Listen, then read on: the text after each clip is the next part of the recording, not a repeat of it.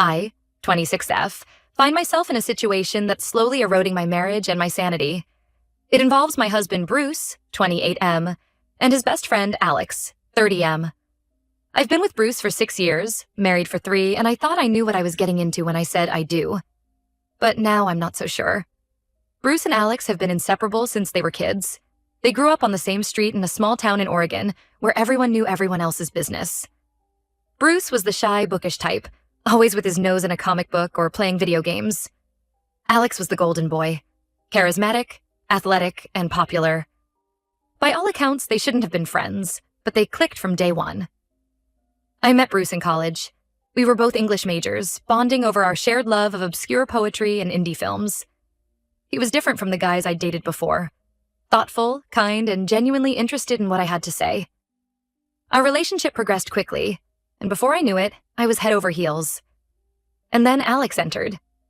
Bruce had told me stories about his best friend, but nothing prepared me for the whirlwind that was Alex.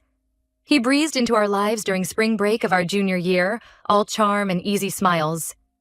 I remember thinking he looked like he'd stepped out of a J. Crew catalog. Perfectly messy hair, bright green eyes, and a smile that could melt ice. At first, I was thrilled that Bruce had such a close friend. Growing up as an only child with parents who moved around a lot for work, I'd never experienced the kind of bond Bruce and Alex shared. They had inside jokes that spanned decades, could communicate with just a look, and seemed to genuinely enjoy each other's company. But as time went on, I started to notice things. The way Alex's eyes would linger on me a bit too long. How he always managed to sit next to me at group gatherings. The subtle touches that could be passed off as friendly but felt charged with something more. I tried to brush it off. After all, Alex was a notorious flirt. He'd had a string of girlfriends throughout college, never settling down with anyone for more than a few months.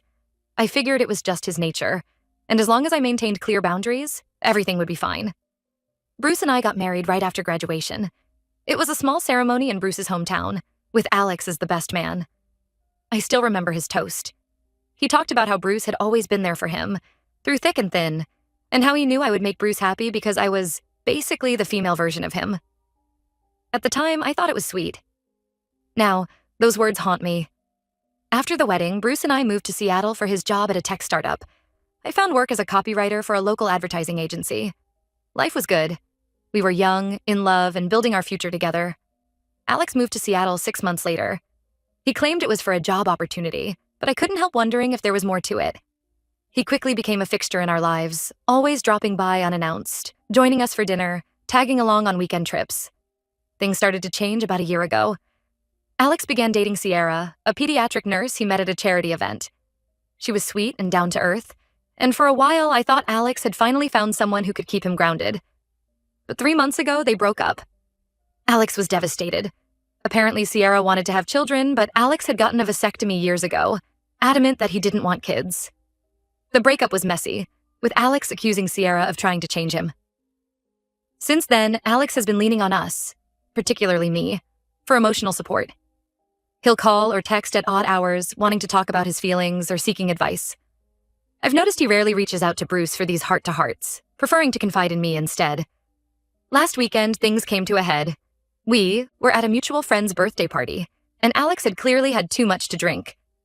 Bruce was engrossed in a game of pool with some colleagues, leaving me to deal with an increasingly handsy Alex. He cornered me in the kitchen, his breath reeking of whiskey.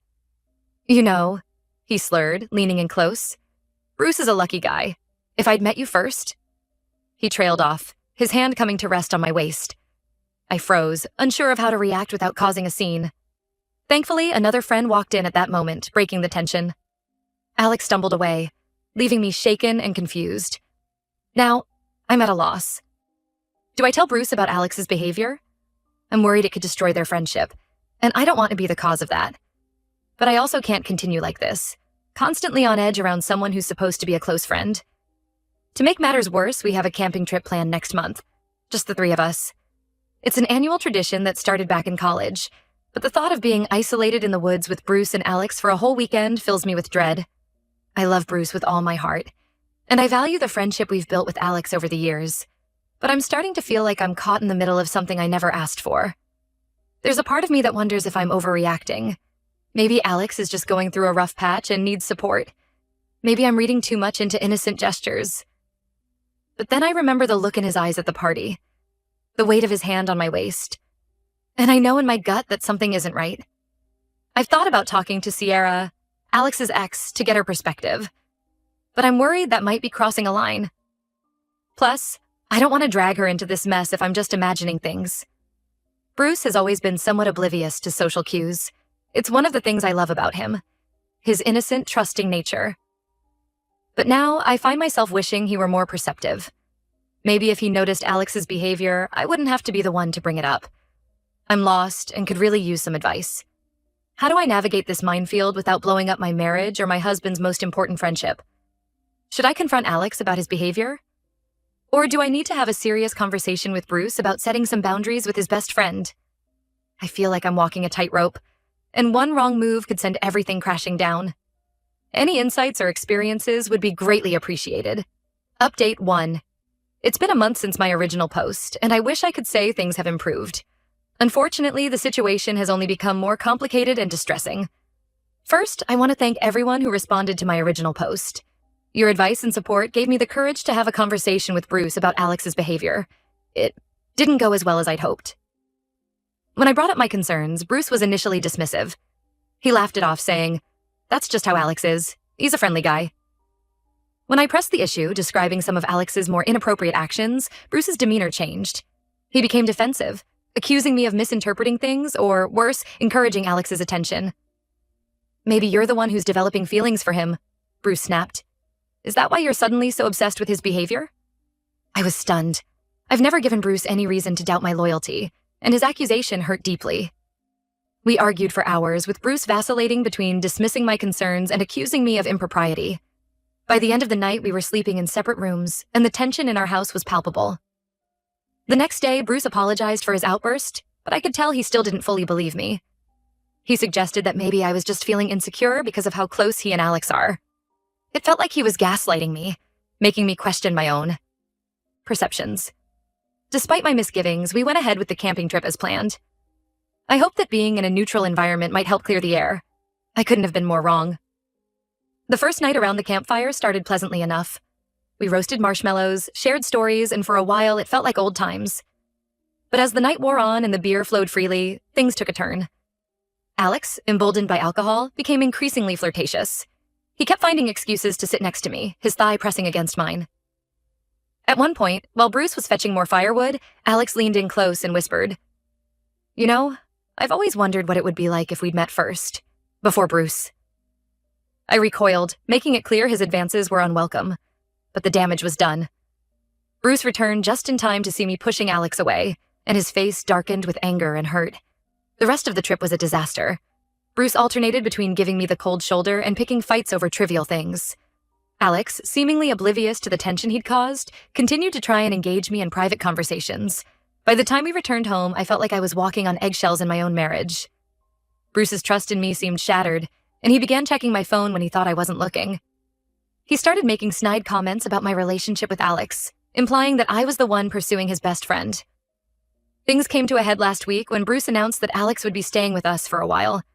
Apparently, Alex had lost his job and needed a place to crash until he got back on his feet. Bruce didn't even consult me before making this decision. I tried to protest, explaining how uncomfortable I was with the idea, but Bruce shut me down. "He's my best friend," he said coldly. "I'm not going to abandon him just because you're feeling insecure." So now Alex is living in our guest room. The atmosphere in the house is unbearable. Bruce spends most of his time with Alex, leaving me feeling like an outsider in my own home. When we are together, Bruce is distant and suspicious, questioning my every move. Alex, for his part, seems to be reveling in the situation. He's constantly around, inserting himself into every aspect of our lives. He walks around shirtless, makes suggestive comments when Bruce isn't within earshot, and finds excuses to be alone with me. I feel like I'm losing my mind. My marriage is crumbling, my husband doesn't trust me, and I'm living under the same roof as someone who's actively trying to undermine my relationship. I've thought about leaving, but where would I go? Bruce and I moved to the city for his job, and all our friends here are really his friends. I feel isolated and trapped. I don't know what to do anymore. How did things spiral so out of control? How do I fix this mess when my husband won't even listen to me? I'm starting to wonder if there's any way to salvage my marriage, or if I'm fighting a losing battle. Any advice would be greatly appreciated. I feel like I'm drowning and I don't know how much longer I can stay afloat. Update 2. It's been 2 weeks since my last update, and I'm still reeling from everything that's happened. I want to thank everyone who reached out with support and advice. Your words gave me strength when I needed it most. The situation with Bruce and Alex continued to deteriorate. Living under the same roof as Alex became unbearable. He grew bolder in his advances, often cornering me when Bruce wasn't around. I felt like a prisoner in my own home, constantly on edge and afraid to be alone. Bruce's behavior didn't improve either. He became increasingly paranoid, accusing me of sneaking around with Alex behind his back. The trust between us was completely shattered. One night, after a particularly nasty argument, Bruce stormed out of the house. He didn't come back until the next morning, reeking of alcohol and refusing to tell me where he'd been. I knew I couldn't continue living like this. I reached out to my sister Emma, who lives a few hours away. I confided in her about everything that had been happening. She was horrified and immediately offered me a place to stay. The day I decided to leave was both the hardest and easiest of my life. I waited until both Bruce and Alex were out of the house. I packed a bag with essentials, wrote a note explaining that I needed some time away to think, and left my wedding ring on the kitchen counter. As I drove away, I felt a mixture of relief and heartbreak. I've been staying with Emma for the past week, trying to process everything that's happened. Bruce has been calling and texting nonstop, alternating between angry accusations and tearful pleas for me to come home. I've blocked Alex's number entirely. Yesterday, I received a call from an unknown number. It was Sierra, Alex's ex-girlfriend. She had heard through mutual friends about what was happening and wanted to talk. What she told me left me stunned. Apparently, Alex has a history of pursuing his friends' partners. Sierra revealed that before they started dating, Alex had made advances on his previous best friend's girlfriend, causing a huge rift in their friendship group. She also told me that Alex's vasectomy story was a lie. He had never had one. He simply used it as an excuse to break up with women when things got too serious. Armed with this new information, I decided it was time to confront Bruce. I asked him to meet me at a neutral location, a coffee shop halfway between Emma's place and our home. When Bruce arrived, he looked terrible, like he hadn't slept in days. Before he could say anything, I laid out everything I knew. Alex's history, his lies, and his persistent harassment. I told Bruce about all the times Alex had made me uncomfortable, the things he said and did when Bruce wasn't around. To my surprise, Bruce broke down. Through tears, he confessed that he had suspected something was off with Alex for a while, but didn't want to believe it. He admitted that his accusations and paranoia stemmed from his own insecurities and fear of losing me. Bruce revealed that the night he didn't come home, he had actually confronted Alex about his behavior. Alex had denied everything, gaslighting Bruce and playing on their years of friendship. Bruce, confused and hurt, had spent the night driving around, trying to sort out his feelings. We talked for hours, laying everything out on the table. Bruce apologized profusely for not believing me, for letting his insecurities cloud his judgment, and for putting our marriage in jeopardy. He told me he had kicked Alex out of our house the day after I left, finally seeing through his manipulations. I'm still processing everything. While I'm relieved that Bruce finally believes me, I'm hurt that it took me leaving for him to see the truth. The trust between us has been severely damaged, and I'm not sure if it can be fully repaired. For now, I'm staying with Emma. Bruce and I have agreed to start couples counseling to work through our issues. We both recognize that we have a long road ahead of us if we want to save our marriage. As for Alex, Bruce has cut all ties with him. We've heard through the grapevine that he's trying to spin the story to make himself look like the victim, but thankfully, most of our friends have seen through his lies. I'm taking things one day at a time. I'm focusing on healing and figuring out what I want for my future. Whether that future includes Bruce remains to be seen, but I'm committed to putting myself first and not letting anyone make me feel unsafe or unvalued ever again. Thank you all for your support through this ordeal. Your advice and kind words have been a lifeline during the darkest moments. I'll update again when I have more clarity on where things stand.